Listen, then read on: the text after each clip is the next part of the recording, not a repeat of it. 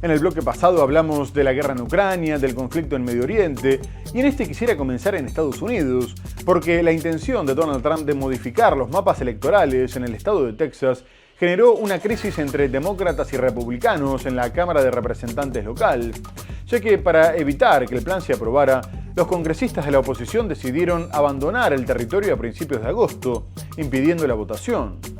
Los legisladores demócratas estaban bajo una fuerte presión, ya que el presidente de la Cámara, Dustin Burrows, había amenazado con órdenes de detención en su contra y se habían comenzado procesos legales para destituirlos, por lo que decidieron regresar. El único estado al que le tocaba la redistribución de los distritos era Ohio, pero ante las elecciones de medio término que tendrán lugar el año que viene, la Casa Blanca está impulsando la medida en varios estados y se advierte que solo en Texas podrían conseguir hasta 5 escaños más. A su vez, los demócratas están intentando responder de igual manera en las legislaturas que controlan, y el primero en hacerlo es California, que advirtió que también podría conseguir 5 bancas. A su vez, el líder demócrata en el Congreso tejano, Jim Wu, adelantó que recurrirían a la justicia porque era una iniciativa racista que afectaba el derecho al voto de las minorías. Además, denunció una persecución y una vigilancia sin precedentes, ya que se los obligó a aceptar escolta policial para evitar que volvieran a irse del estado, aunque la congresista Nicole Collier se negó y tuvo que quedarse a dormir en el recinto. Y la aprobación del mapa fue celebrada por Trump, que dijo que los republicanos de todas partes se estaban alzando para salvar al país. Tras 2 semanas de boicot a la Cámara de Representantes estatal y 2 semanas de exilio fuera del estado, los demócratas de Texas no podían permanecer alejados para siempre. Se enfrentaban a órdenes de detención civil por parte del presidente de la Cámara e incluso a acciones legales para destituirlos de sus cargos. En algunos lugares son recibidos como héroes. Sin embargo, para evitar otro abandono, se les exigió que aceptaran una escolta policial para poder salir de las instalaciones del Capitolio. La mayoría aceptó, pero algunos se negaron, entre ellos Nicole Collier, quien llevó a cabo una protesta. Tendré que quedarme aquí, no lo había pensado mucho. Lo que me importa es asegurarme de resistir, luchar y hacer frente. Estoy segura de que al final me quedaré dormida, ya sea en mi silla o en el suelo. La huelga inicial tenía como objetivo bloquear un proyecto de reordenamiento de distritos electorales ordenado por Trump en el estado de Texas, uno que aumentaría la proporción republicana de escaños en el Congreso según los patrones de votación de 2024, y por la que el presidente ha pedido a los representantes estatales que voten lo antes posible. Pero los demócratas esperan revocar más adelante con una demanda, ya que la manipulación electoral para privar del derecho al voto a las minorías es ilegal. Su protesta ha impulsado a las legislaturas estatales controladas por los demócratas a ponerse en marcha con su propia redistribución de distritos, como en California, donde los demócratas están proponiendo un nuevo mapa electoral para su estado. Sin embargo, de cara a las elecciones de mitad de mandato de 2026, ambos bandos se han puesto manos a la obra para manipular los mapas a su favor. Por otra parte, México y Estados Unidos continúan estrechando lazos en cuestiones de seguridad, y la presidenta Claudia Sheinbaum comunicó que estaba casi listo para ser firmado un acuerdo que se viene negociando desde hace meses, después de que Donald Trump amenazara con aranceles para frenar el tráfico de fentanilo hacia su país.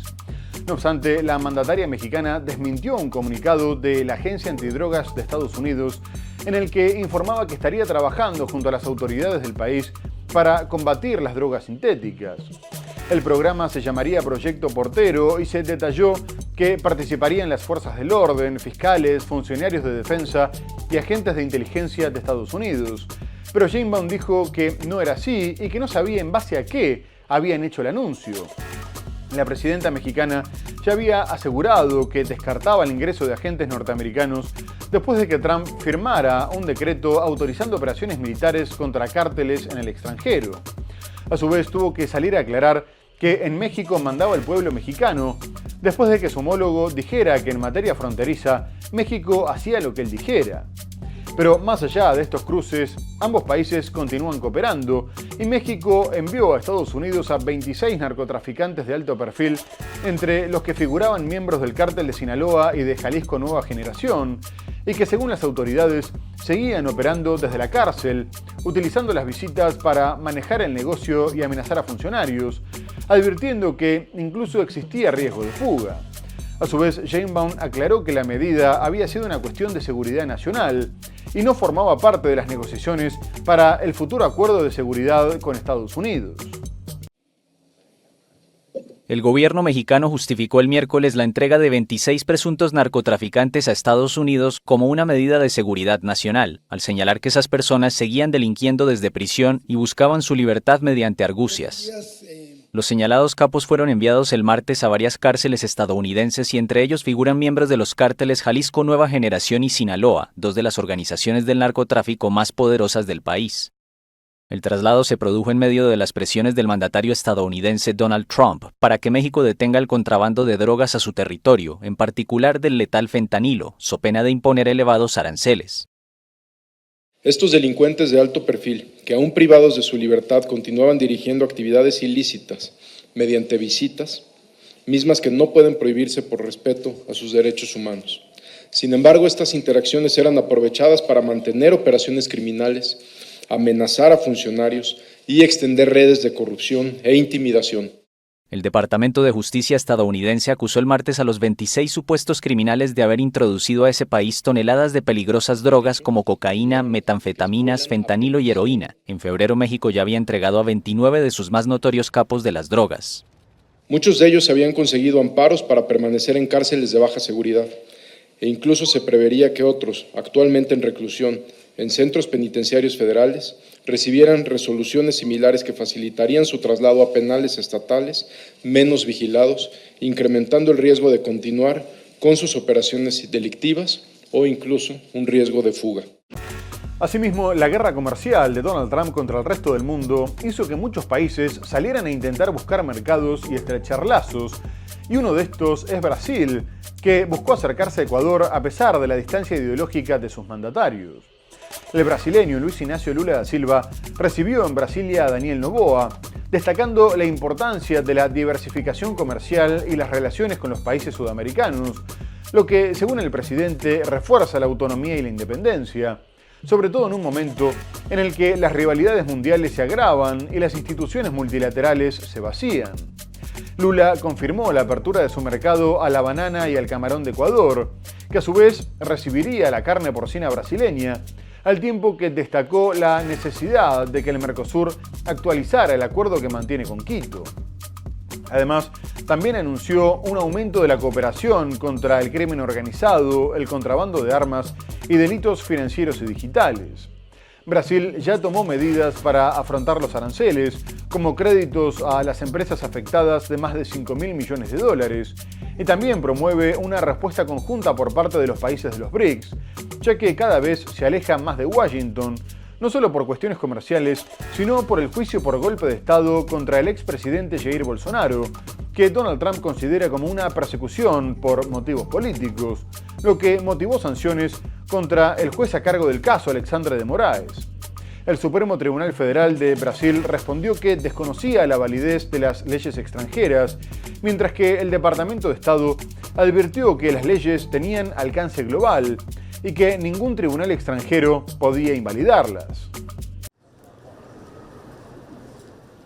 El presidente brasileño Luis Inácio Lula da Silva recibió el lunes a su par ecuatoriano Daniel Noboa para tratar temas comerciales y expandir el mercado de Brasil. En 2024, el comercio entre ambos países ascendió a 1.100 millones, con exportaciones brasileñas que alcanzaron los 970 millones. Según un artículo de la Agencia Brasil, los temas abordados en la reunión también incluyen inversiones, cooperación amazónica, cambio climático y combate al crimen organizado. Lula abogó por el combate a las organizaciones criminales sin violar la soberanía. En junio, Brasil inauguró en Manaus.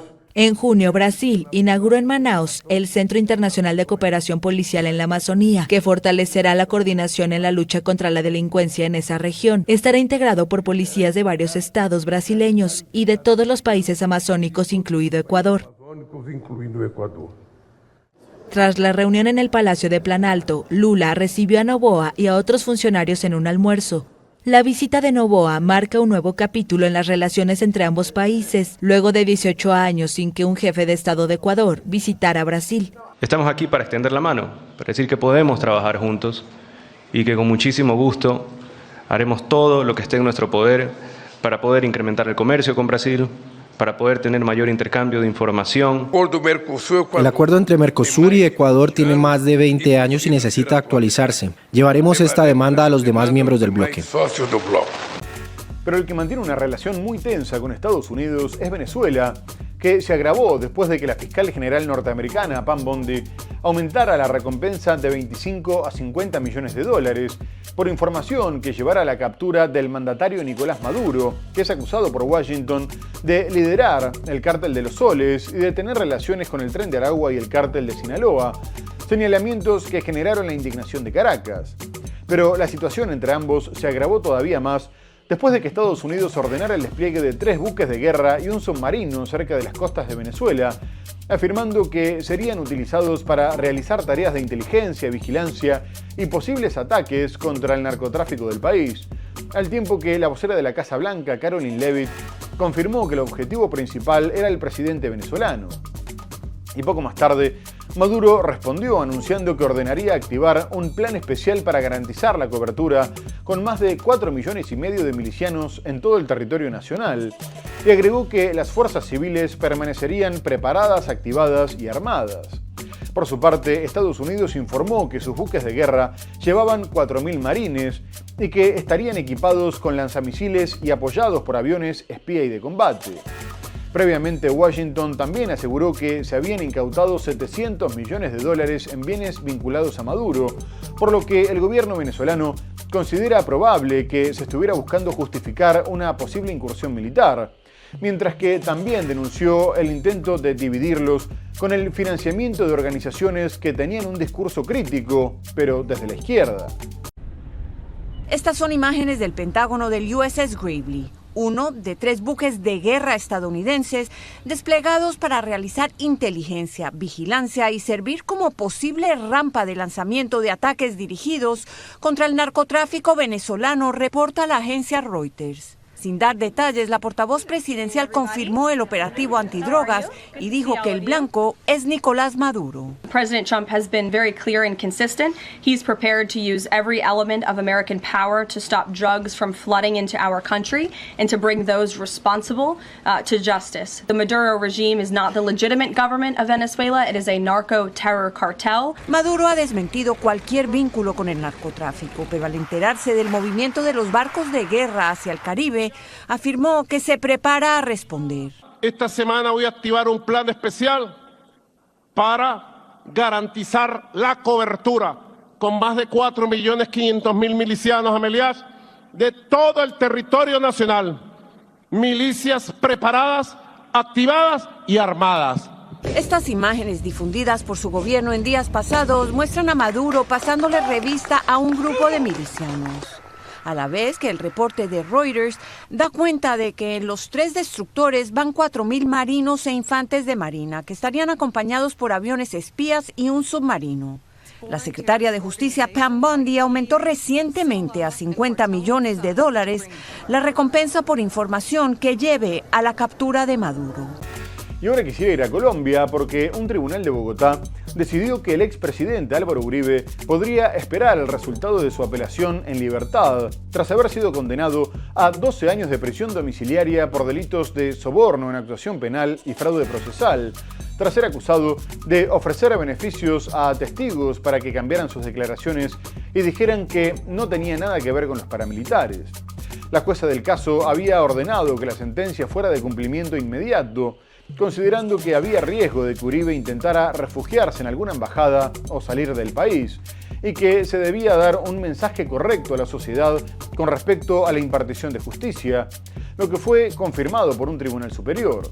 Pero ahora se dejó sin efecto la orden tras afirmarse que era infundada, dado que el expresidente siempre había cumplido con las citaciones, al tiempo que se consideró que la jueza en cuestión había tomado la decisión desde una visión subjetiva, desconociendo la presunción de inocencia. El expresidente también era acusado de buscar testigos falsos para incriminar al senador izquierdista Iván Cepeda, a quien había denunciado ante la Corte Suprema por supuestos vínculos con paramilitares, un proceso que se le terminó dando vuelta. Y tras conocerse la libertad de Uribe, Cepeda lamentó la decisión, afirmando que se había probado que este venía intentando presionar a la justicia, aunque se destacó que el tribunal no se refirió al caso en particular, que será resuelto antes del 16 de octubre.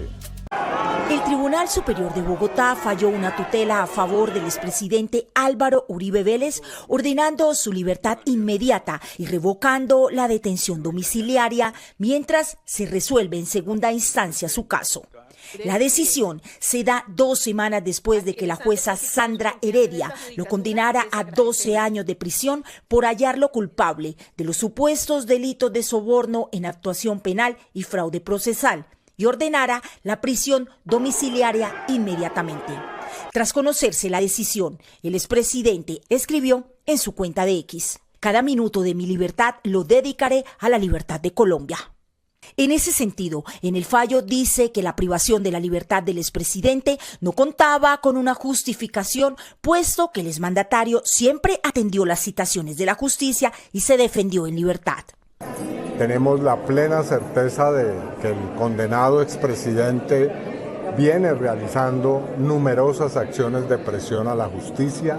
El tribunal concedió a Álvaro Uribe la posibilidad de esperar en libertad la decisión de la apelación, al considerar que los argumentos de la jueza para ordenar su detención eran vagos, indeterminados e imprecisos. La decisión no aborda el fondo de la condena ni las pruebas del caso. Ahora vendrá la apelación. Según los magistrados firmantes, la restricción de la libertad del expresidente Uribe resulta desproporcionada, dado que prevalece la presunción de inocencia hasta que una eventual condena quede en firme. Y por último, las elecciones en Bolivia confirmaron la caída del movimiento al socialismo en medio de una crisis por escasez de dólares y combustible, una inflación interanual de casi el 25% y la división de la izquierda por el enfrentamiento entre el mandatario Luis Arce y el expresidente Evo Morales, a quien se le negó la posibilidad de competir por una cuarta presidencia, por lo que llamó a anular el voto, lo que terminó haciendo casi el 20% del electorado. De esta manera, el país se dirige al primer balotaje de su historia entre el senador de centroderecha Rodrigo Paz, que se quedó con un sorpresivo primer lugar con el 32% de los votos, y el exmandatario derechista Jorge Quiroga, que alcanzó el 26%. Paz es hijo del exmandatario Jaime Paz Zamora, que gobernó entre 1989 y 1993. Y si bien su gobierno fue liberal, perteneció al movimiento de izquierda revolucionaria durante la dictadura militar, lo que lo obligó a exiliarse e hizo que el ahora líder del Partido Demócrata Cristiano naciera en España. Los 2 candidatos que estarán en la segunda vuelta habían prometido llevar a cabo un ajuste, cerrar o privatizar empresas estatales que dieran pérdidas, enfocarse en el equilibrio fiscal y facilitar las inversiones extranjeras, por lo que está asegurado un cambio de rumbo con respecto a los 20 años del MAS en el Ejecutivo, mientras que ningún partido tendrá mayoría absoluta en el Congreso. A su vez, el millonario Samuel Doria Medina, que se ubicaba como favorito en las encuestas y quedó en tercer lugar, había prometido apoyar a quien obtuviera la mayoría de los votos, por lo que comunicó que iba a respaldar a Paz, que partiría con ventaja. Bolivia elegirá presidente en una segunda vuelta entre Rodrigo Paz, senador del Partido Demócrata Cristiano, convertido en la sorpresa de la jornada electoral, y el expresidente de derecha Jorge Tuto Quiroga. Paz, un senador de 57 años, es hijo del expresidente Jaime Paz Zamora, quien gobernó Bolivia entre 1989 y 1993. Se crió en el exilio en España por la persecución que sufrieron sus padres durante las dictaduras militares. El candidato promete reducir los impuestos, eliminar los aranceles y aboga por una fuerte descentralización. Ninguna encuesta anticipó su victoria o siquiera su paso a segunda vuelta, pero el senador rompió todos los pronósticos y fue el más votado, con el 32% de los votos. Paz tendrá que competir por la presidencia en octubre con Jorge Quiroga, que obtuvo cerca del 27% de los votos. Quiroga fue mandatario entre 2001 y 2002, cuando siendo vicepresidente asumió el poder en reemplazo de Hugo Banzer, un exdictador de los años 70 que luego fue elegido democráticamente, pero renunció al enfermar de cáncer. El gran favorito de los sondeos, el millonario Samuel Doria Medina, terminó tercero. Las elecciones confirmaron el castigo al movimiento al socialismo que gobernó durante 20 años Bolivia, primero con Evo Morales y luego con Luis Arce, hoy adversarios. Muy bien amigos, se nos ha terminado el programa. Hemos hablado de la guerra en Ucrania, con las cumbres en Alaska y Washington para alcanzar un acuerdo de paz. Abordamos otras cuestiones como el conflicto en Medio Oriente, las tensiones entre Venezuela y Estados Unidos, las elecciones en Bolivia, pero lo tenemos que dejar hasta el próximo programa. Muchas gracias por habernos acompañado y hasta entonces.